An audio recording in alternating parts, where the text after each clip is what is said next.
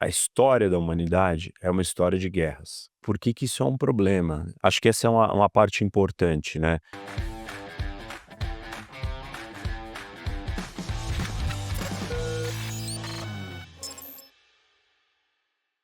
Traz um panorama pra gente, o porquê que China e Estados Unidos estão se estranhando aqui ultimamente. Bom, Lucas, eu iria começar explicando por que que isso é um problema, Tá. e acho que essa é uma parte importante, né. Existe um grande desequilíbrio no comércio internacional. Então você tem países que eles só vendem muito e não compram nada de ninguém. E eles vendem demais, e Uhum. eles vendem produtos muito baratos, e isso inunda o mundo inteiro com esses produtos. Basicamente, eu estou falando da China, mas a China não é o único país que tem essa estrutura econômica. A Alemanha também tem, a Coreia do Sul também tem. O Japão agora está mudando um pouco, mas durante muito tempo e ainda não conseguiu fazer essa transição por completo, também faz isso. Quando você tem a ideia do livre comércio, Uhum. o que que é? Eu vendo para o outro, para poder comprar do outro. Não, o livre comércio não é sobre, eu só vender e não comprar nada de ninguém.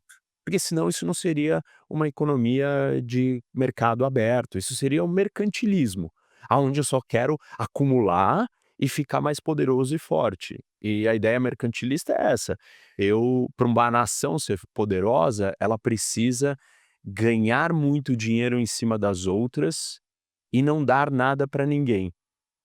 E o mundo funcionou assim um tempo, Uhum. economicamente. E aí Uhum. nós saímos desse paradigma e entramos no paradigma do livre comércio, aonde você vende para mim aquilo que você faz melhor, mas você compra de mim o que eu faço melhor.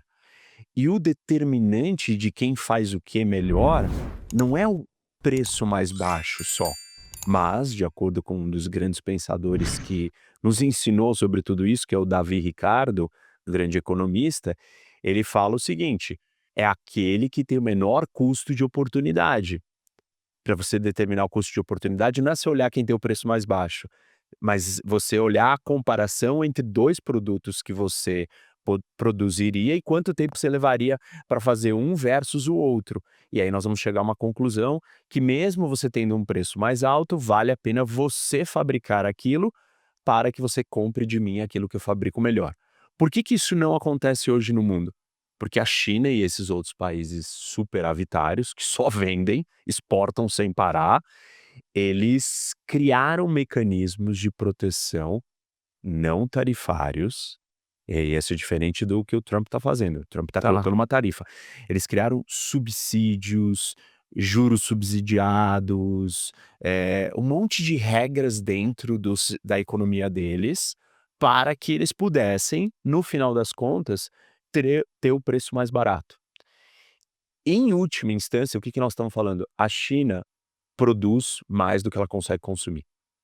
Ela tem um excesso de produtividade, um excesso de capacidade produtiva. Se você produz mais do que você, consome, o que que você tem que fazer com esses produtos? Você tem que vender para fora. Vender, sim. Se imagina se você não tivesse a opção de vender para fora, fosse uma economia fechada, o mundo não fosse interligado com livre comércio, ou um pseudo livre comércio, ou um livre comércio num grau que não é o grau correto, ou que é o grau máximo que a gente poderia ter, o que que iria acontecer? Você ter que fechar suas fábricas, porque você tem um monte de estoque, ninguém vai comprar esse estoque, sua população não tem dinheiro para consumir tudo isso, e aí você ia fechar a fábrica, ia demitir pessoas e ia ter uma recessão econômica. Uhum. Então, naturalmente, uma economia, ela teria que se adequar com a sua realidade. Como você tem um mercado aberto e você tem um mundo, o que que a China faz? Ela vai lá e vende isso para o mundo, a um preço muito baixo, a ponto da gente poder, às vezes, chamar isso de dumping. Que é você jogar suas coisas no outro, porque você vive desse modelo de produzir um monte e vender para os outros. E quem é que está comprando isso? Os Estados Unidos. Os Estados Unidos está comprando todo esse excesso de capacidade produtiva dos chineses, excesso porque eles não conseguem consumir aquilo. E aí quando os Estados Unidos compra tudo isso, ele vai se endividando. Quem que vai se endividando? O consumidor americano. Ou o déficit vai crescendo, ou, a indústria vai diminuindo. Por que uma indústria americana vai produzir alguma coisa, um telefone, se tem a indústria chinesa produzindo esse telefone muito mais barato? E de novo, por que é muito mais barato? Porque o governo criou um monte de incentivos para que aquela produção fosse mais barata. E aí os Estados Unidos não têm mais indústria, ou a indústria americana está encolhendo. E quando a indústria americana encolhe, isso é muito ruim para a economia e para a posição de poder geopolítico do país. Porque Uhum. indústria é estratégico. Imagina se você for entrar numa guerra, você não tem indústria. Você não produz tanque, você não produz munição, avião, submarino, navio, nada. Você precisa ter indústria. Indústria é absolutamente necessário para você continuar sendo uma potência militar. E a indústria na parte econômica, é o setor que te dá os maiores ganhos econômicos. Indústria padronizado. Esse aparelho aqui ele tem a mesma cara. Você cria uma linha de produção padronizada, você ganha escala com isso, você coloca nas mesmas caixas, é do mesmo tamanho, é tudo igual, você enfia num container, o custo todo é igual, você vai ganhando escala e você vai conseguindo resultados de eficiência produtiva maior do que no setor de serviços. Setor de serviços vão fazer uma venda, né, do viver de renda. Cada conversa com cada pessoa é uma conversa específica. Uhum. Ela não é uma coisa padronizada que você fala as mesmas coisas, você tem que ouvir. Isso tá bom, as pessoas estão tentando colocar inteligência artificial nesse atendimento, mas não funciona tão simples assim, não é Uhum. tão fácil, você precisa convencer, você precisa entender a dor, dessa pessoa que você vai convencer. Serviços, o tipo de, relação ou de funcionamento é diferente de uma indústria. E além do mais, a indústria é onde está a tecnologia.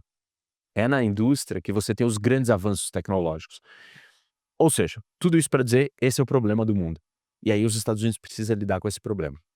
Tá. Eu não quero vender susto aqui, mas a gente tá se encaminhando aí para talvez o próximo conflito do século aí? Olha, eu acho o seguinte, a história da humanidade é uma história de guerras. O DNA humano, ele tem desejo por paz, amor, e ele tem ódio, violência e raiva. E isso não mudou, nosso DNA não mudou. O que mudou? Por que a gente de repente virou anjinhos aqui na Terra? Não, isso não aconteceu.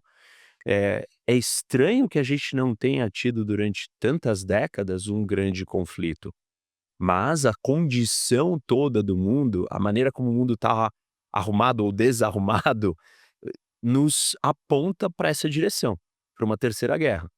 E você falou vários dos fenômenos aí que descrevem por que nós estamos caminhando para isso.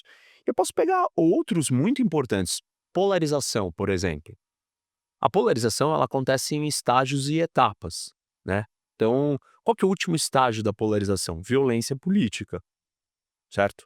Uhum. Primeiro é batalha política, depois é briga na mídia, depois é um legislativo travado, de tão polarizado que ele tá, depois você tem gente contestando o resultado de eleição, e a última etapa, o último estágio dessa história é violência política. A gente começa a se bater, se matar, porque a gente não concorda com o outro lado, a gente detesta o outro lado. Se a gente olha antes da Primeira Guerra, eh o assassinato do arquiduque, ele aconteceu por um grupo que não foi lá, ele não matou ele naquele momento. Já eram anos e anos de polarização e violência política que estava acontecendo naquela época por movimentos nacionalistas. Na Segunda Guerra, você tem o ministro das Finanças da Alemanha, em 21, assassinado. Depois você tem o ministro das Relações Exteriores em 22, também morto. E aí na sequência, na república, né, ao final ali da república, o que vai levar a república na Alemanha a colapsar, você tem os partidos de direita, de esquerda e de centro com milícias armadas. Vamos trazer isso para os dias de hoje. Invasão do Capitólio. Depois, na sequência, né, alguns anos depois, algumas tentativas de assassinato do Trump. Ou seja, os dois lados do espectro político, os apoiadores do Trump invadindo o Capitólio, matando gente, e do outro lado, os anti-Trump tentando matar ele. Você olha para a Alemanha, tem um estudo que nos últimos 5 anos, foram 10.000 ataques a políticos na Alemanha. Ou os apoiadores que mais atacam são, os apoiadores do AfD. E o partido, ou os políticos mais atacados de um único partido, são os políticos do AfD. O AfD é o partido, de extrema direita na Uhum. Alemanha. Então, se percebe, os dois lados do espectro político na Alemanha já estão usando a violência política. Enfim, posso passar horas aqui dando um monte de indícios de por que que isso está acontecendo, ou de demonstrações de como a gente está caminhando para esse lugar.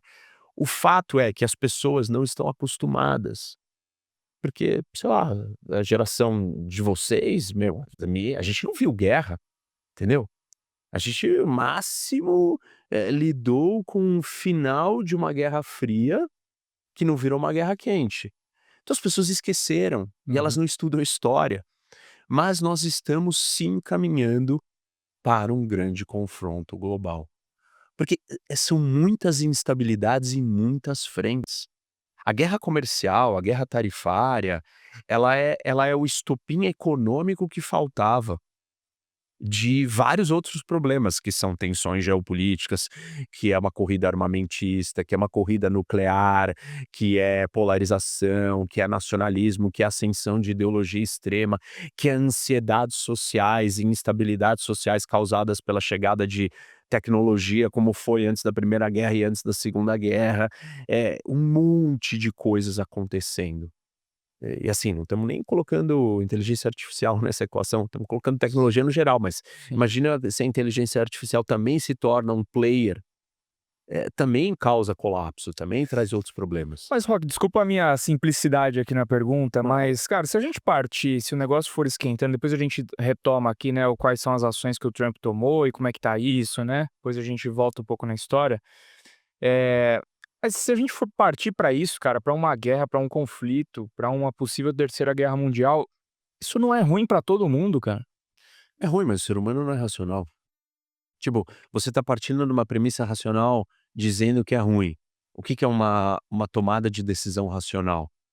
É você calcular custo e benefício, certo?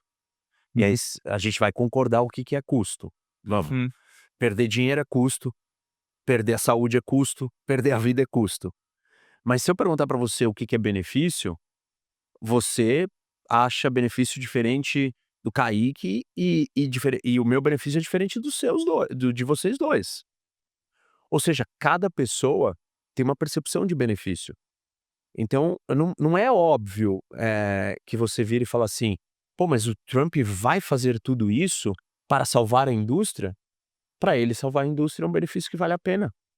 E a China vai dobrar a aposta? Olha, para ela não colapsar economicamente, ela acha que vale a pena. Então, existem maneiras de enxergar essa situação onde racionalmente faz sentido eu lutar pelo que eu quero, pelo meu benefício, mesmo se isso leve a uma terceira guerra mundial e a destruição total. Você não deixa de fazer isso porque vai dar um problema gigante. Pensa na sua vida pessoal, às vezes você tem que lidar com, meu, uma operadora ou com um banco, e cara, é um tormento. E você vai perder tempo e vai te encher o saco, e você vai talvez ter que gastar dinheiro com advogado. Você deixa de fazer isso porque vai te custar outras coisas? Não, você faz. O Uhum. que eu estou dizendo é que os países também estão olhando para isso não só de uma forma não racional. É racional para eles lutar pelo que eles acreditam. O Putin acha que se ele não dominar a Ucrânia, ele está correndo um risco de sobrevivência. Então ele vai fazer tudo o que ele pode para ter a Ucrânia. E a Ucrânia não quer ser dominada, destruída e conquistada pela Rússia, e ela vai lutar. Aí você fala assim: "Pô, mas eles não vão perder?" O Putin acha que o que ele vai perder na Ucrânia é menor do que ele perderia se ele não tiver a Ucrânia. E a Ucrânia acha que é melhor ela lutar do que ela ser escravizada. Racionalmente ele chega a essa conclusão. E a Europa olha e fala assim: "Mas o Putin não vai parar na Ucrânia. E se realmente ele for bem-sucedido na Ucrânia, por que que ele vai parar?" Vai falar: "Deu certo. Ah, se ele perdeu soldados, perdeu dinheiro, perdeu um monte de coisa. Mas a conta que ele faz é: eu ainda ganhei muito mais. Então é melhor eu partir para a Finlândia agora." E a Finlândia? Aí ela fala: "Olha, isso tá complicado, eu vou lutar. Eu não vou ser escravizada pela Rússia e pelo Putin." E aí nessa história toda, o que tá acontecendo, e a Polônia? A Polônia fala: "Eu vou construir uma bomba atômica." Aí se a Polônia constrói uma bomba atômica, a Alemanha precisa construir uma bomba atômica.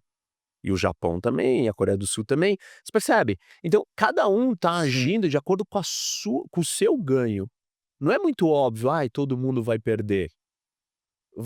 Quando você toma as suas ações no dia a dia, você não tá preocupado: "Pô, mas eu tô fazendo isso, quem é que tá perdendo em algum canto do mundo com a minha ação?" E pode ter certeza que alguém tá perdendo. Vamos supor que o Trump fala assim: "Olha, não, cara, cansei de comprar iPhone aí da não quero mais que venha o iPhone da China". Eles não vão ter um impacto no preço, tipo assim: "Pô, agora o iPhone não vai mais custar $1.000, vai custar $5.000". Tem várias coisas que você falou que são importantes aqui a gente entender e prestar atenção. A primeira delas é sobre o custo da mão de obra. E no começo, sim, a mão de obra era mais barata. Só que o que acontece? Conforme a nação vai se desenvolvendo, os salários têm que aumentar, correto? Sim. Porque ela está ficando mais rica. Uhum. E ela está ficando mais rica porque a produtividade aumentou. O salário na China subiu? Sim, subiu. Mas ele não subiu proporcionalmente ao ganho de produtividade do país. Certo. Ou seja, o que está acontecendo aqui? Mais uma vez, uma outra alteração da estrutura econômica da China está subsidiando o setor produtivo. Porque você está tirando a parcela que esse trabalhador teria que ganhar de salário mais alto e não dando um aumento para ele, então você está facilitando a vida de quem? Da fábrica. Da fábrica, certo. Você está transferindo renda do trabalhador chinês para a fábrica chinesa. E você tem 3 setores na economia, você tem o Estado, as empresas e as pessoas. Dentro da economia chinesa, o governo ele está transferindo a riqueza das pessoas, dos indivíduos, das famílias, para o setor produtivo. Que na China o setor produtivo se confunde com o governo, porque grande parte são estatais, empresas controladas pelo Estado. Então, você está tirando dinheiro das pessoas para que o setor produtivo ganhe mais uma vantagem. Porque se você fosse comparar, eh, sei lá, nos Estados Unidos, os trabalhadores vão se juntar e falar assim: "Desculpa, a empresa está crescendo, os lucros são absurdos, o nosso salário não está aumentando." Greve. Greve, vão reclamar. E aí o salário deles vai ter que ser negociado e vai aumentar. Na China, isso não vai acontecer, e não está acontecendo. Então, existe vários outros subsídios que estão ajudando o setor produtivo chinês. Porque a ideia inicial era: "Tá bom, produzir na China é mais barato porque a mão de obra é mais barata." Mas aí a mão de obra na China tem que aumentar o valor, porque se a China está ficando tão rica, só que isso não está acontecendo proporcionalmente Uhum. a o ganho de produtividade chinês e o ganho de riqueza da economia chinesa. Por isso que o consumo na China é muito baixo. Aí a segunda parte do que você me perguntou, né, é a questão se o iPhone não vai ficar mais caro. Vai, vai ficar mais caro porque ele vai ter que ser produzido num lugar, com as mesmas condições, e aí é mais caro. O ponto é que, na verdade, você estava tirando o dinheiro do trabalhador chinês para que esse iPhone, no fundo, fosse mais barato para o americano. Aí as pessoas podem pensar assim: "Pô, mas isso não é fantástico para os Estados Unidos?" É, em questão do preço do iPhone, mas a gente não pode olhar para essa situação somente pela ótica do preço daquele produto. Uhum. Você tem que olhar pela ótica estratégica de que os Estados Unidos está perdendo fábricas, indústria e emprego no setor de indústria, que o consumidor americano está se endividando por causa dessa história. Por que ele está se endividando? Porque entra dinheiro chinês, entra mercadoria chinesa muito barata, E ele vai comprando, e ele vai se endividando. E como que ele se endivida? Porque tem muito dinheiro. E da onde que vem esse dinheiro? Vem de uma outra condição que não tem nada a ver com o comércio, mas tem a ver com uma condição financeira, monetária, dos Estados Unidos ser o centro de investimento do mundo. Ser o maior mercado líquido que recebe mais dinheiro e ser a moeda de reserva. Então, a China vai lá, adquire um monte de dólares, vendendo produtos para os Estados Unidos, vendendo telefone. O que ela faz com esses dólares? Ela não converte esse dólar para sua moeda local, porque se ela fizer isso, o valor da sua moeda local vai subir. Uhum. Se o valor da moeda local chinesa subir, o que vai acontecer? O preço do Sim, telefone na China vai subir. vai ficar mais caro. Então ela vai perder vantagem competitiva para do setor industrial dela. Qual que é a solução? Ela vai manter o câmbio desvalorizado artificialmente. Mais uma, uma medida protecionista para a indústria dela. E aí ela está cheia de dólares. O que ela faz com esses dólares se ela não pode trocar pela moeda local ou jogar dentro da sua economia local? Aumenta a indústria. Ou ela aumenta a indústria, só que aí ela tem que usar o dólar lá dentro, Uhum. ou ela vai investir aonde? Os dólares. Nos Estados Unidos. Isso. E aí, quando ela investe os dólares nos Estados Unidos, o que acontece com os Estados Unidos? Tem uma enxurrada de dólares entrando, ou seja, dinheiro vindo para financiar qualquer coisa. Aí os Estados Unidos emite um título de uma dívida, um bond, um treasury, e fala assim: eu não pago nada de juros nisso. E não para de vir dinheiro. Cara, esse é o melhor negócio do mundo.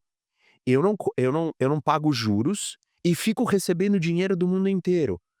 E aí é muito dinheiro que entra, e aí o governo americano fala assim: "Bom, mas eu tenho um dinheiro a um custo tão baixo, por que que eu vou, cobrar imposto da minha população?". Aí um político vai lá e toma uma medida: "Eu vou cortar os impostos". E ao mesmo tempo na outra ponta fala: "Eu vou gastar mais para melhorar, questões sociais, Medicare, Medicaid", que são programas, sociais americanos. E aí o déficit fiscal americano aumenta. E o consumidor fica endividado, porque tem dinheiro entrando para dar crédito para todo mundo a rodo, a juros muito baixo. Então, tudo bem, o iPhone é barato nos Estados Unidos, mas a consequência no longo prazo estrutural na economia americana, no câmbio, no dólar, na dívida, no endividamento dos Estados Unidos, é muito problemática e complicada. Do ponto de vista da análise do diagnóstico do problema, a equipe do Trump e o Trump estão 100% corretos. Do ponto de vista de querer endereçar este problema, eles também estão 100% corretos, porque o problema é gravíssimo, dado a disputa geopolítica com a China e os Estados Unidos se desindustrializando e não estando preparado para construir a quantidade de navios que serão necessário eventualmente num confronto militar com a China. Ou seja, é o diagnóstico e a vontade de tratar do problema estão corretos. Trump acertou. Agora, o remédio e a forma como foi aplicado o remédio estão totalmente erradas.